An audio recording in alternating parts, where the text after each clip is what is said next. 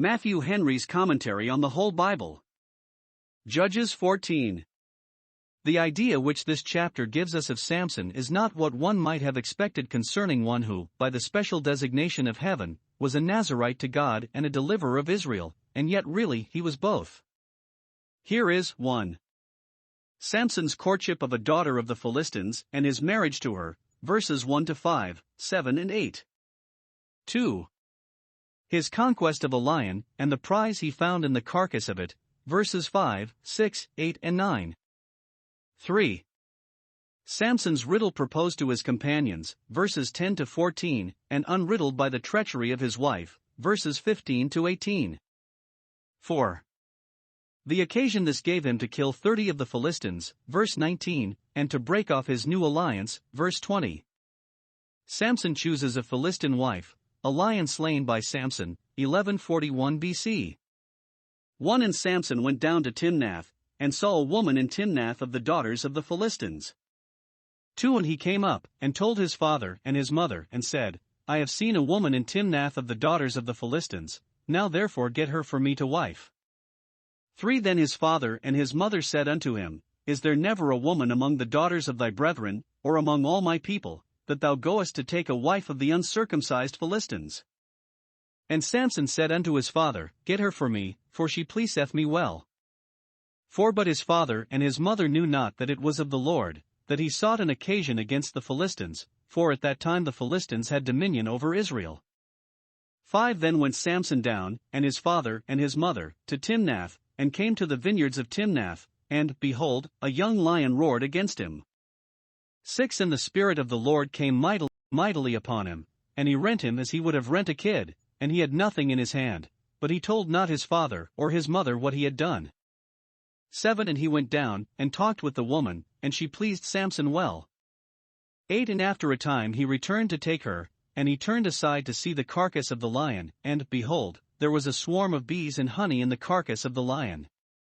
9. And he took thereof in his hands, and went on eating, and came to his father and mother, and he gave them, and they did eat, but he told not them that he had taken the honey out of the carcass of the lion.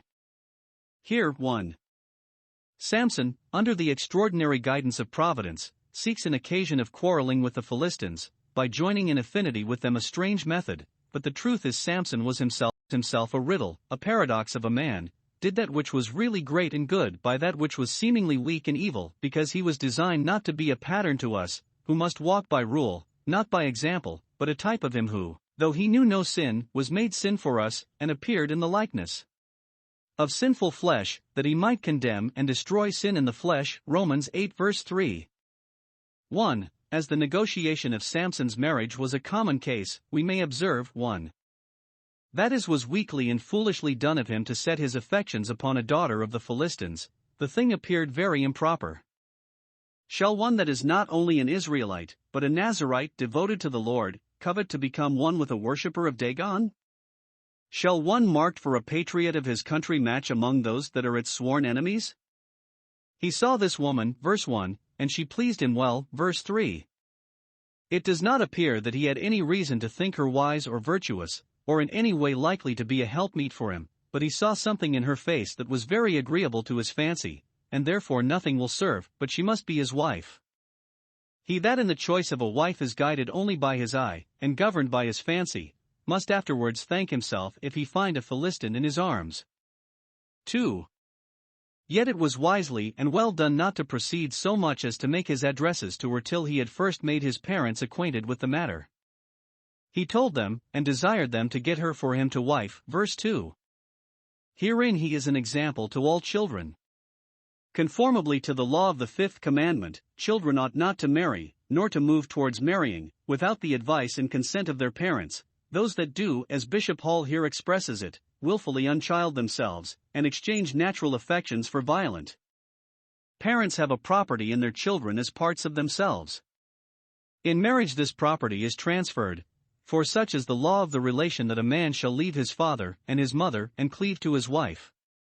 It is therefore not only unkind and ungrateful, but very unjust, to alienate this property without their concurrence. Whoso thus robbeth his father or mother, stealing himself from them, who is nearer and dearer to them than their goods, and yet saith, it is no transgression, the same as the companion of a destroyer, Proverbs 28 verse 24. 3. His parents did well to dissuade him from yoking himself thus unequally with unbelievers. Let those who profess religion, but are courting an affinity with the profane and irreligious, matching into families where they have reason to think the fear of God is not, nor the worship of God, let them hear their reasoning, and apply it to themselves. Is there never a woman among the daughters of thy brethren, or, if none of our tribe, never a one among all thy people, never an Israelite, that pleases thee, or that thou canst think worthy of thy affection, that thou shouldest marry a Philistine?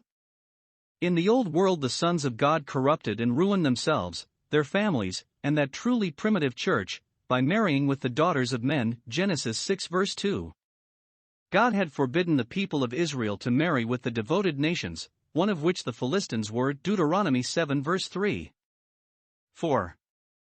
If there had not been a special reason for it, it certainly would have been improper in him to insist upon his choice, and in them to agree to it at last.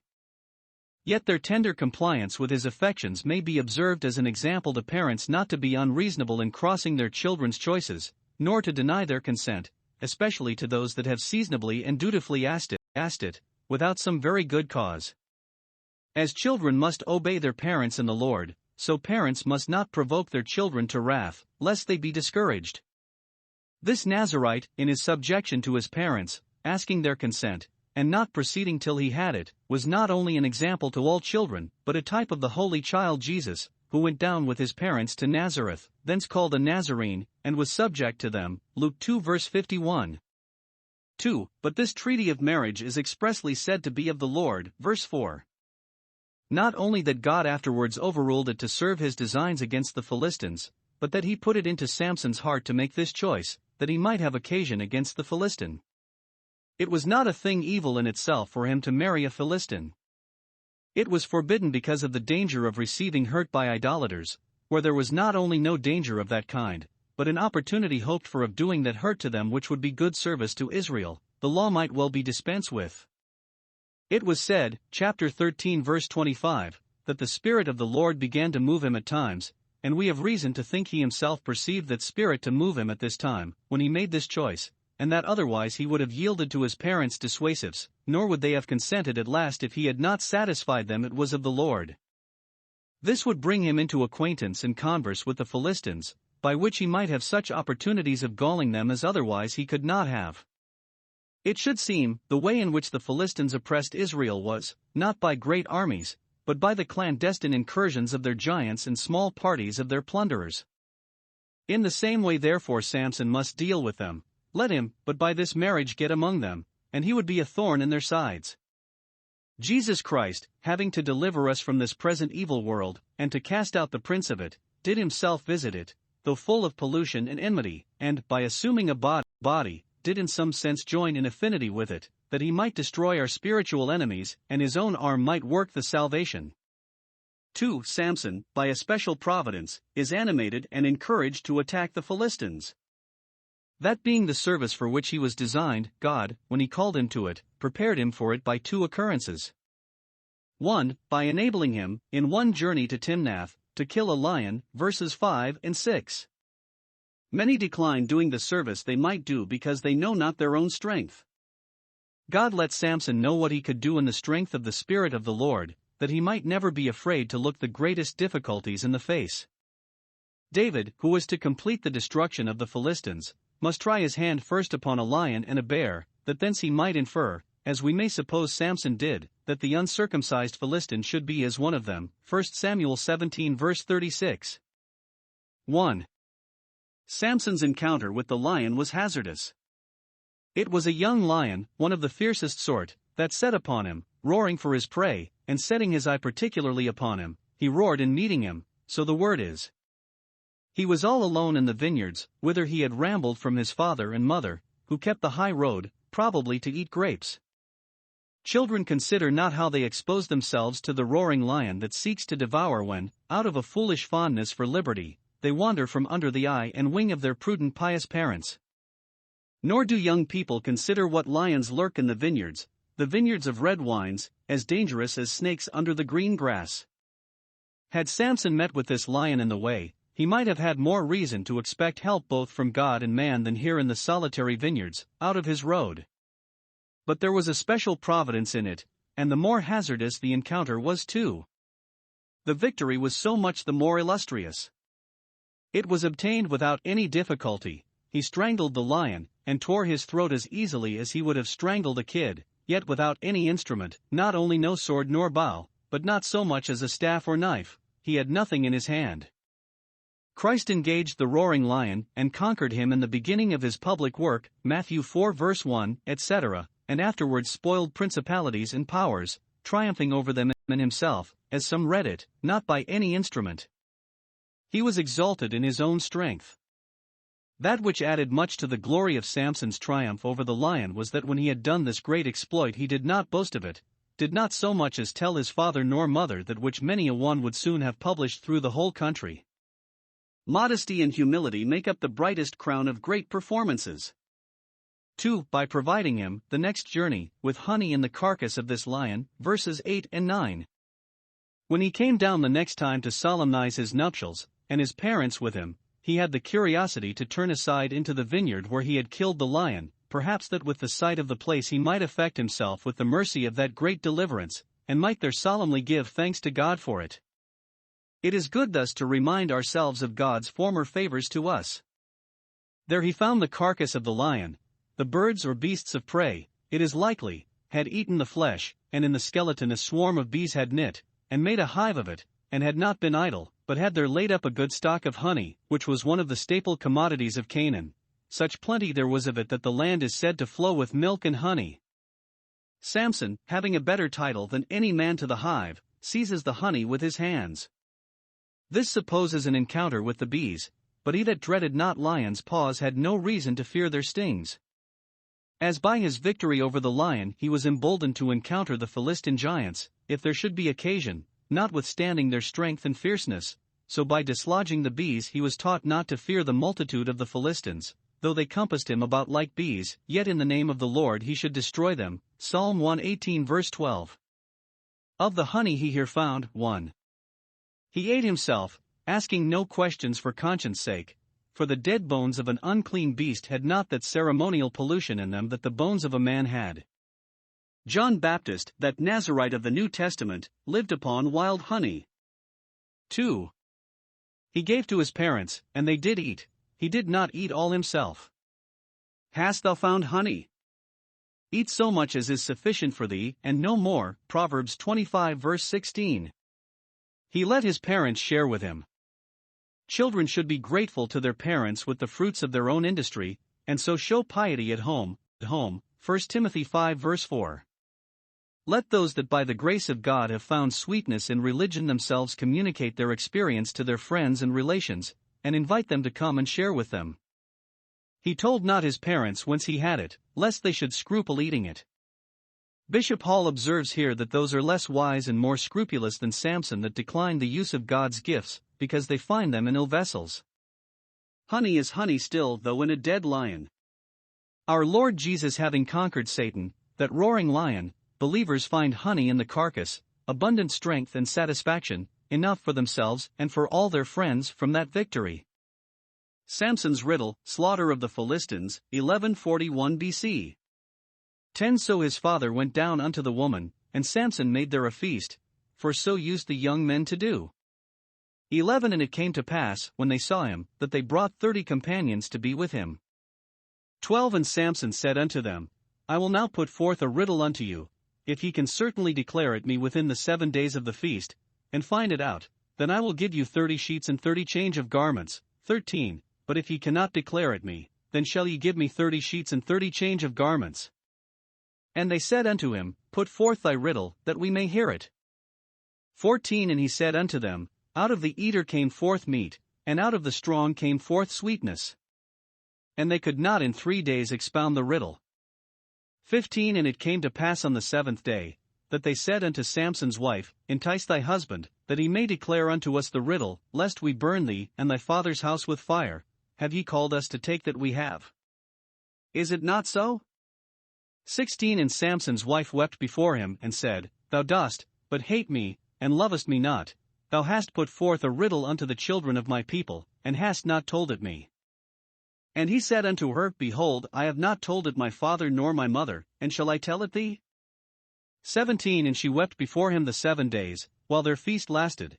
And it came to pass on the 7th day, that he told her, because she lay sore upon him, and she told the riddle to the children of her people. 18 And the men of the city said unto him on the 7th day before the sun went down, What is sweeter than honey? And what is stronger than a lion?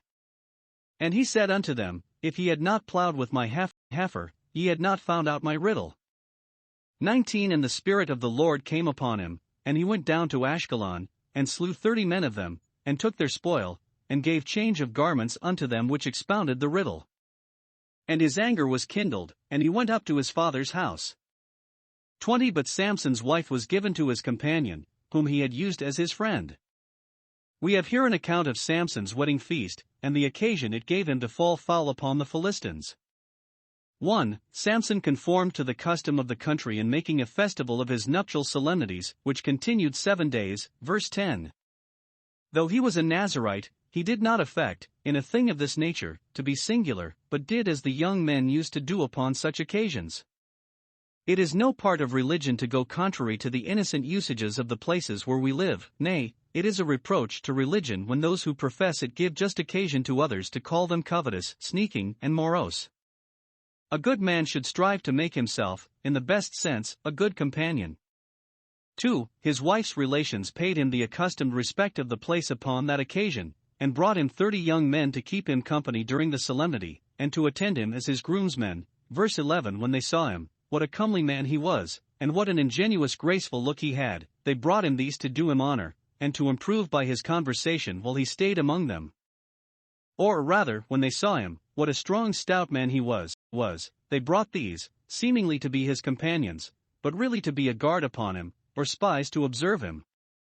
Jealous enough they were of him, but would have been more so had they known of his victory over the lion, which therefore he had industriously concealed.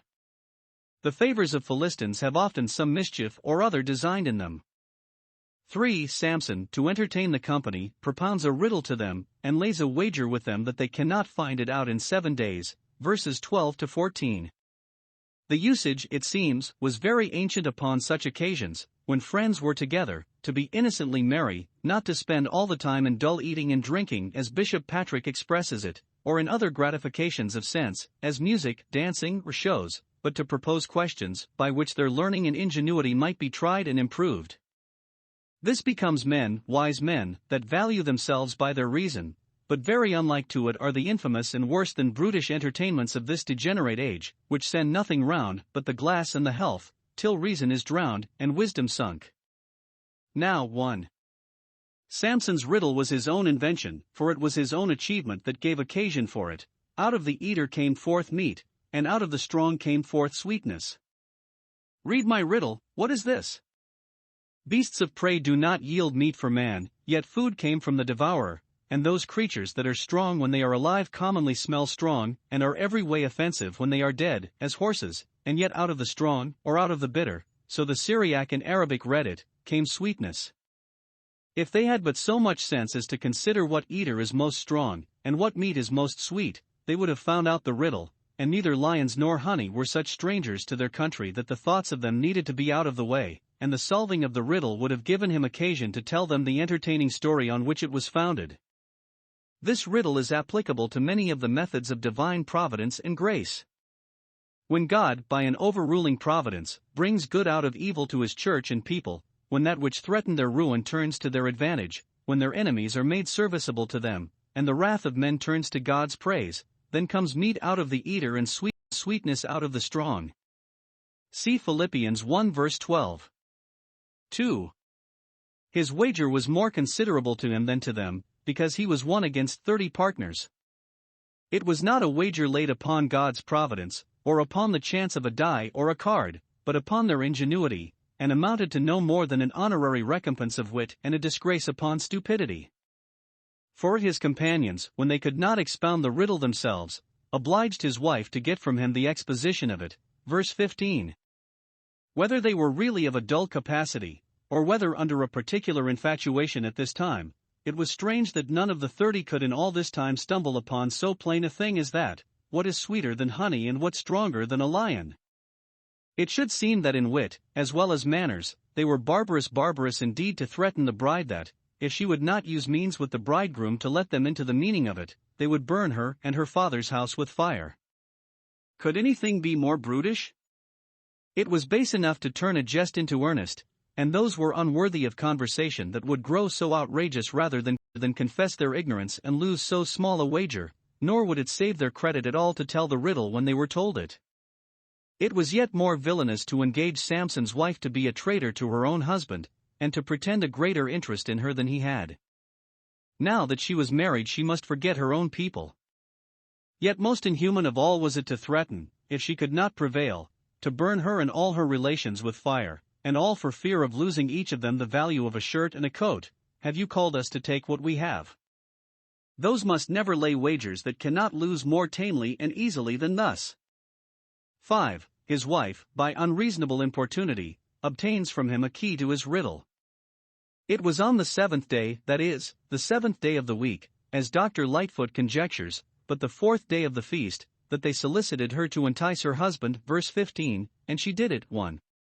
With great art and management, verse 16, resolving not to believe he loved her, unless he would gratify her in this thing. She knew he could not bear to have his love questioned, and therefore, if any thing would work upon him, that would, thou dost but hate me, and lovest me not, if thou deniest me, whereas he had much more reason to say, thou dost but hate me, and lovest me not, if thou insistest on it.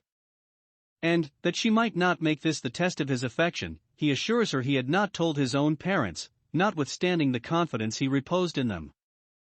If this prevail not, she will try the powerful eloquence of tears. She wept before him the rest of the days of the feast, choosing rather to mar the mirth, as the bride's tears must needs do, than not gain her point, and oblige her countrymen, verse 17.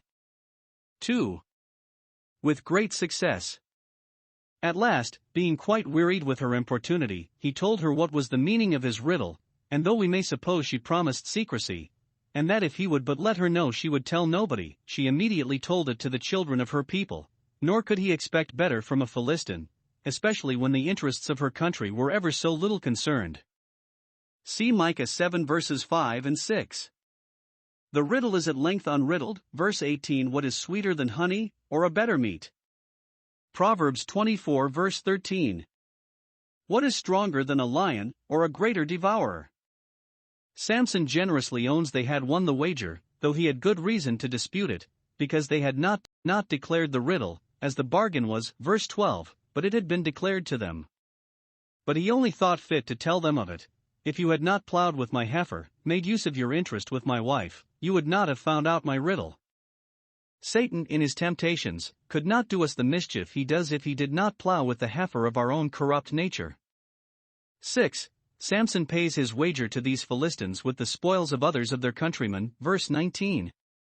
He took this occasion to quarrel with the Philistines, went down to Ashkelon, one of their cities, where probably he knew there was some great festival observed at this time, to which many flocked, out of whom he picked out 30, slew them, and took their clothes, and gave them to those that had expounded the riddle, so that, in balancing the account, it appeared that the Philistines were the losers, for one of the lives they lost was worth all the suits of clothes they won. The body is more than raiment. The Spirit of the Lord came upon him, both to authorize and to enable him to do this. 7. This proves a good occasion of weaning Samson from his new relations. He found how his companions had abused him, and how his wife had betrayed him, and therefore his anger was kindled, verse 19. Better be angry with Philistines than in love with them, because, when we join ourselves to them, we are most in danger of being ensnared by them. And, meeting with this ill usage among them, he went up to his father's house.